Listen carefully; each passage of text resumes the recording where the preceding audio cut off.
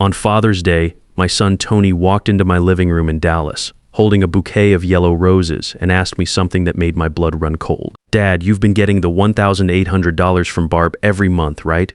I just want to make sure you're comfortable." I stood there frozen in my worn recliner, staring at him like he'd just spoken a foreign language. $1,800? For the past 8 months, I'd been stretching my pension check so thin you could see through it, eating more beans and rice than any 58-year-old widower should have to.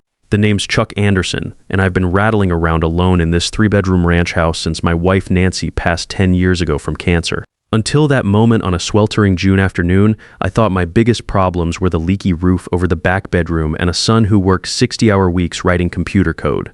"Son," I said, my voice barely above a whisper as I set down my iced tea. "I haven't seen a dime." Tony's face went white as fresh paint. That's when I heard the sharp click of heels on my hardwood floor. Barbara Garcia Anderson appeared from the kitchen in her designer sundress, the kind that probably cost more than my monthly grocery budget. She had that perfect smile plastered on her face, the one that always made the hair on my neck stand up. She had no idea that in the next few minutes her whole carefully constructed world was about to crumble like a foundation built on sand. Let me paint you a picture of my situation. I spent 30 years managing construction projects around the Dallas-Fort Worth area, building my own contracting business from absolutely nothing. Started with a beat-up pickup truck and a toolbox full of determination. When Nancy got sick with breast cancer, I sold the company to take care of her full-time. The sale gave us enough to pay for treatments and keep the house, but after the medical bills and funeral expenses, I was left with a modest pension and Social Security. Comfortable enough for a simple life, but not exactly living high on the hog. My house sits on Maple Street in a quiet suburb where folks still wave at their neighbors. It's a solid 1970s ranch with brick siding, a carport that's seen better days, and Nancy's flower garden that I still maintain because it makes me feel close to her. The inside is simple. Wood paneling in the living room, a galley kitchen with appliances from the Clinton administration, and family photos covering every available surface. Nothing fancy, but it's paid for and it's home. Tony's my only child, and he's turned out better than I ever dared hope. He's 38 now, makes good money as a software engineer for some tech company downtown. Always been smart as a whip, that boy. Used to take apart radios when he was 10 just to see how they worked. Nancy and I were proud when he graduated from UT with his computer science degree, even prouder when he landed his first real job. But when he married Barbara Garcia Anderson 5 years ago, something changed in the family dynamic. She's originally from some wealthy family in Houston, oil money, I think, and she carries herself like she's doing the rest of us a favor by breathing the same air. Nancy never warmed up to her. Used to say Barbara had calculating eyes, and that she looked at our house like she was appraising it for auction. I figured it was just mother-in-law jealousy, but Nancy was usually right about people. So there we were on that suffocating Father's Day afternoon. The central air conditioning struggling against the Texas heat. Tony looking confused, and Barbara standing there in her $300 shoes on my $20 a yard carpet. The living room felt smaller suddenly, like the walls were closing in. Sunlight streamed through the front windows, highlighting the dust motes dancing in the air and casting shadows across Nancy's old furniture that I couldn't bear to replace. "Dad, that can't be right," Tony said, running his hand through his hair the way he used to when he was stumped by algebra homework. "I've been transferring $1,800 to your account every month since last October. Barb handles all the financial paperwork for us." I looked directly at Barbara. She tilted her perfectly styled head and gave me that condescending smile I'd come to despise over the years. "Oh, Chuck, you must have forgotten. I bring the cash envelope by every month, remember? You're getting older, and sometimes memory plays tricks on us. Maybe we should discuss this with your doctor at your next visit." That's when something clicked inside my head like a circuit breaker snapping into place. See, 30 years in construction teaches you to pay attention to details and trust your instincts. When someone tells you the foundation was poured properly, but you can see hairline cracks forming in the concrete, you don't ignore the evidence in front of your eyes. When a subcontractor swears he ordered the right materials, but the delivery doesn't match the invoice, you start asking hard questions. And I knew with absolute certainty that Barbara Garcia Anderson had never given me so much as a dollar bill, let alone an envelope containing $1,800. "Barbara," I said, keeping my voice steady as a level, "when exactly do you stop by with this money?"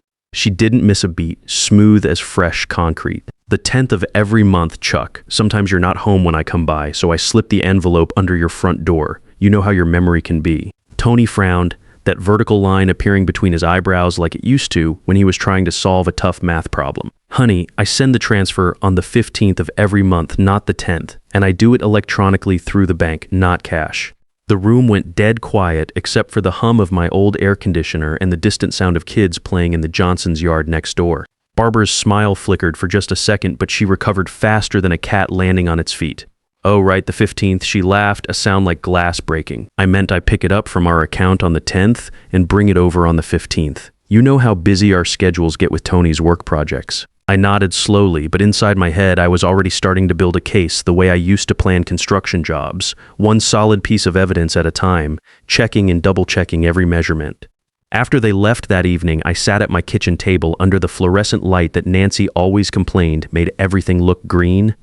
The Formica table was the same one we'd bought at a garage sale 25 years ago, scratched and worn but still solid. I pulled out one of my old project notebooks, the spiral-bound kind I used to track job expenses and material deliveries, and started doing some math that made my stomach turn. $1,800 a month for 8 months equals $14,400. That money could have fixed my leaky roof, replaced my 1998 Chevy pickup that burns oil like a steel mill, and let me eat something besides store-brand everything at the grocery store. Instead, I'd been living like a church mouse while my daughter-in-law was apparently living it up on what should have been my support money. I started writing down everything I could remember about Barbara's monthly visits to my house. Turns out she had been stopping by about once a month, always for less than 10 minutes, always with some excuse about being late for yoga class or a hair appointment. She'd bring cheap flowers from the grocery store or a box of store-bought cookies, chat about the weather for 5 minutes, then rush off. Never once had she handed me an envelope, slipped anything under my door, or even mentioned money. The next morning, I drove my rattletrap truck to First National Bank on Main Street, where I've been doing business since Carter was president. The building is one of those old-school brick structures with tall windows and marble floors that echo when you walk. I asked to speak with Marcus Thompson, an old friend from my contracting days who'd worked his way up to branch manager after getting out of the Army. "Chuck Anderson, you old dog," Marcus said, coming out of his office with a firm handshake. He was a big man, built like the linebacker he'd been in high school, with graying hair and laugh lines around his eyes. "What brings you down here on a Tuesday morning?" "Need you to look into something, Marcus. Has my account received any deposits or transfers from my son Tony in the last 8 months?" Marcus led me into his office, a cramped space with motivational posters on the walls and family photos covering his desk. He pulled up my account on his computer screen, his expression growing more serious with each click. "Chuck, I'm showing your regular pension deposit in Social Security, but no transfers from Anthony Anderson. Last family transfer I see was back in February, and that was Nancy's life insurance settlement." I thanked him and walked out of that bank feeling like someone had hit me with a sledgehammer. The morning sun seemed too bright, the traffic too loud. I sat in my truck in the parking lot for 10 minutes, just trying to process what I'd learned. But here's the thing about spending 30 years in construction. You learn not to panic when you discover a problem. You don't start tearing down walls or digging up foundations until you understand exactly what you're dealing with. You investigate methodically, gather all the facts, and then you make a plan to fix it the right way. Over the next 5 months, I built my case like I was managing the most important project of my life. I started keeping a detailed log in my notebook, recording every interaction with Barbara. When she visited on August 12th, I wrote down that she wore a new designer dress and drove a car I didn't recognize, a white BMW that probably cost more than my annual pension. When she called on September 3rd to cancel a visit because of a charity luncheon, I noted that I could hear restaurant noise and clinking glasses in the background. I also started paying attention to details I'd missed before. Barbara always seemed to have fresh manicures, expensive purses, and clothes with tags from stores I couldn't afford to window shop at. For someone who claimed to work part-time at a boutique, she sure lived like money was no object. The breakthrough came when I called Tony's office and asked to speak with someone in accounting. I told them I was Chuck Anderson, Tony's father, and I needed to verify some tax information about family support payments. The woman I spoke with was helpful, but careful about what she could share. "Mr. Anderson, I can confirm that your son has been making regular transfers of $1,800 on the $15,000 each month since October of last year.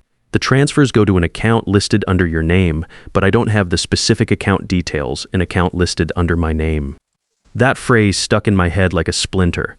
I thanked her and hung up, then sat in my living room looking at the family photos on the mantle. There was Tony's high school graduation picture, him and Nancy at his college graduation, his wedding day with Barbara looking radiant in white. That's when the pieces started falling into place like dominoes in a row. I needed professional help, the kind you get from someone who understands the legal system. Lucky for me, I knew just the guy. Frank Rodriguez had been a Navy buddy before he went to law school on the GI Bill. We'd stayed in touch over the years, meeting for coffee every few months at Mel's Diner on Commerce Street. Frank's office was in one of those converted Victorian houses downtown, with creaky wooden floors and high ceilings that made you feel like you were in a movie about lawyers. His secretary, a gray-haired woman named Helen, brought us coffee and mismatched mugs while Frank listened to my story. "Chuck," Frank said, leaning back in his leather chair that had seen better decades, "this sounds like textbook elder financial abuse. In Texas, that's a third-degree felony if the amount stolen is over $2,500. You're talking about $14,400 here. What kind of proof do we need?" "Bank records showing where that money actually went. If Barbara's been intercepting these transfers, there has to be a paper trail somewhere. Money doesn't just disappear into thin air." Frank explained the legal process while I took notes in my construction notebook. "We'd need to file a formal complaint with the district attorney's office, subpoena bank records, and build a case that would hold up in court."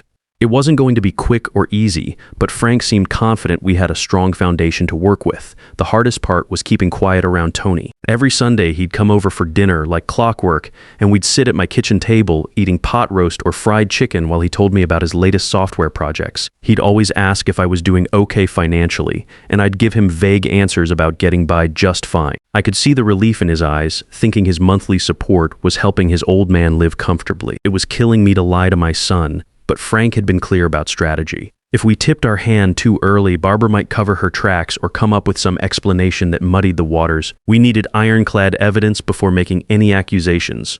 The breakthrough came in November when Frank's subpoena request was approved. 2 weeks later, we were sitting in his office looking at bank statements that made my blood boil. There it was in black and white. 8 transfers of $1,800 each, sent from Anthony Anderson to something called the Charles Anderson Support Trust account. But the account number wasn't mine. "Son of a bitch," I muttered, then apologized to Helen, who just smiled and said she'd heard worse.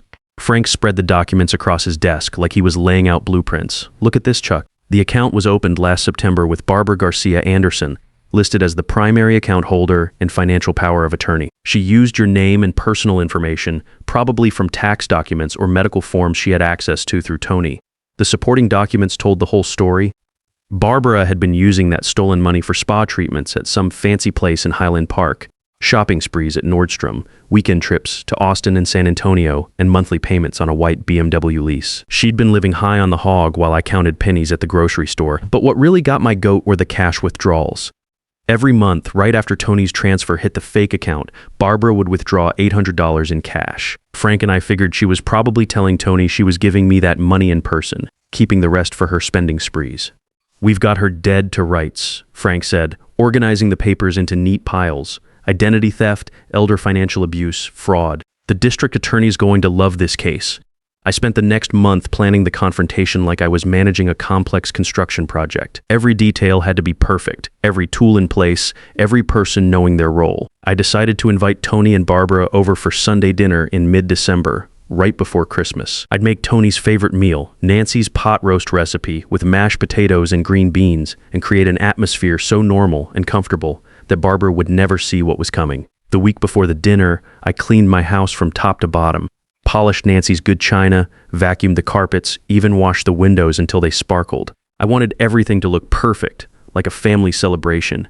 Frank would be there too, just as an old friend dropping by for coffee and dessert. On the appointed Sunday, I got up early and started cooking. The smell of pot roast filled the house, mixing with the scent of the pine Christmas tree I'd put up in the corner of the living room. Nancy's nativity set was displayed on the mantle, the same ceramic figures we'd collected over 25 years of marriage. Everything looked warm and welcoming, the kind of scene Norman Rockwell would have painted. Around 4 p.m., I heard Tony's Honda Civic pull into my driveway. Through the front window, I watched them get out, Tony in a sweater and khakis, Barbara in what looked like a new outfit that probably cost more than my monthly electric bill. She carried a bottle of wine and wore the kind of smile that made my teeth ache. "Dad, something smells incredible," Tony said, giving me a hug in the front hallway. The living room looked cozy with the tree lights twinkling and Nancy's old crocheted Afghans draped over the furniture. Barbara handed me the wine with that practiced smile. "Chuck, you've really outdone yourself. The house looks lovely." "Well, it's Christmas time," I said, taking their coats. "Families should be together for the holidays." We sat down to dinner at 5:30, everything laid out on Nancy's good tablecloth with the Christmas pattern. The conversation was light: Tony's work, Barbara's boutique job, my plans for the new year. I played the part of the grateful father perfectly, thanking them both for their kindness and support. Barbara seemed completely relaxed, even chatty. She talked about her holiday shopping plans and a New Year's trip they were planning to Colorado. I nodded and smiled, all while thinking about those bank statements sitting in Frank's briefcase in his car outside. During dessert, Nancy's famous apple pie with vanilla ice cream, I excused myself to answer a knock at the front door. Frank Rodriguez stood on my porch with a manila folder under his arm, playing his part perfectly. "Chuck, sorry to bother you on Sunday, but I was driving by and wanted to drop off those documents we discussed." "Frank, come on in. You remember my son Tony, and this is his wife Barbara." Frank shook hands all around, his lawyer's smile giving nothing away. I invited him to join us for coffee, and he settled into Nancy's old rocking chair in the corner of the living room. The Christmas tree lights cast a warm glow over everything, making the scene feel cozy and innocent. "Actually," I said, setting my coffee cup down on the side table, "Frank brought something I think we should all look at together." I opened the manila folder and pulled out the bank statements, spreading them across the coffee table like I was showing off family photos. Tony leaned forward, his engineer's mind immediately focusing on the numbers and account details. "What is this, Dad?" "Those are copies of where your monthly support payments have been going. Son account name, Charles Anderson Support Trust. Account holder, Barbara Garcia Anderson." The color drained from Tony's face as he read the statements. His eyes moved from document to document, taking in the transfers, the withdrawals, the spa receipts, the BMW lease payments. I watched my son's world crumble in real time, and it about broke my heart. Barb, Tony's voice was barely a whisper. "What the hell is this?" Barbara tried to maintain her composure, but I could see the panic creeping into her eyes. "This is obviously some kind of mistake, Tony. I've been bringing your father that money every month, just like we agreed." "Then where is it?" I asked calmly. "Show me one bank deposit, one receipt, one piece of paper proving you ever gave me a single dollar." She couldn't, because there wasn't any, 8 months of lies, and she had nothing to back them up. Frank cleared his throat and leaned forward. "Mrs. Anderson, opening a bank account using someone else's personal information without their consent is identity theft. Using that account to intercept funds intended for an elderly person constitutes elder financial abuse under Texas law. We're looking at potential felony charges here." "This is ridiculous," Barbara said, her voice getting shrill. "Chuck's confused. He's getting older and his memory isn't what it used to be. I've been taking care of both of you, and this is the thanks I get." That's when she made her biggest mistake. Instead of apologizing or trying to explain, she went on the attack. Started yelling about how I was a burden and how she deserved compensation for putting up with our family's drama. Tony stood up so fast his chair nearly tipped over. "Get out," he said, his voice deadly quiet. "Get out of my father's house right now. Tony, you can't be serious. You're going to believe him over your own wife." "I'm looking at bank statements, Barb. Numbers don't lie." Barbara grabbed her purse and stormed toward the front door, but not before throwing one last desperate threat. "You'll never see a grandchild from us now, Tony. I'll make sure of that." The front door slammed so hard it rattled the windows. Frank, Tony, and I sat in my living room listening to her BMW screech out of the driveway. Frank filed the criminal charges the following week. The district attorney was very interested in our case because elder financial abuse was becoming epidemic in Texas. The investigation took 3 months, but they built an airtight case. Besides the bank fraud, they discovered Barbara had been using Tony's company credit card for personal expenses, another $6,000 in unauthorized charges. The trial lasted 8 months from start to finish. Barbara hired an expensive lawyer from Houston who tried every trick in the book. They claimed I had dementia and had been giving her the money willingly. They argued that she was just helping manage the family finances. They even tried to paint Tony as an unreliable witness because of his emotional involvement. None of it worked. Bank records don't lie. And Frank had done his homework. The jury took less than 3 hours to find her guilty on all counts. Barbara got 18 months probation, had to pay back every penny plus court costs and penalties, and was ordered to stay away from both Tony and me. The judge also awarded an additional $8,000 in punitive damages, bringing the total restitution to over $22,000. The divorce was finalized 6 months later. Last I heard, Barbara had moved back to Houston and was working at her family's real estate company. Good riddance. Tony and I rebuilt our relationship slowly, like you'd repair a foundation that's been damaged. He felt guilty for trusting her, angry at himself for not seeing the signs. But that's not how I raised him to think. I told him the same thing I used to tell my construction crews. You can't prevent every accident, but you can learn from the mistakes and build stronger next time. I used the restitution money to start the Anderson Family Foundation, helping other seniors who've been financially exploited by family members. Turns out this kind of thing happens more than you'd think. We've helped 23 families recover stolen money and taught hundreds of folks how to protect themselves from scams. These days, Tony stops by every Sunday for dinner, just like before. He's dating a nice school teacher named Lisa, who actually seems to enjoy my stories about the old construction days. They're talking about getting married next year, and she's already asking for Nancy's pot roast recipe. Sometimes people ask if I'm bitter about what Barbara did. Truth is, I'm grateful. She taught me that even at 58, you can still learn important lessons about trust, family, and standing up for what's right. She also taught me that good record keeping and patience can beat fancy lawyers and crocodile tears every single time. If you're dealing with something similar, here's my advice. Document everything, trust your instincts, and don't let anyone convince you that age makes you weak. Sometimes the best victory is simply proving you're smarter than the person who tried to cheat you. Age doesn't make you weak. It gives you the experience to spot trouble coming and the patience to handle it right. The biggest mistake a thief can make is underestimating someone who spent a lifetime learning that details matter and truth always wins.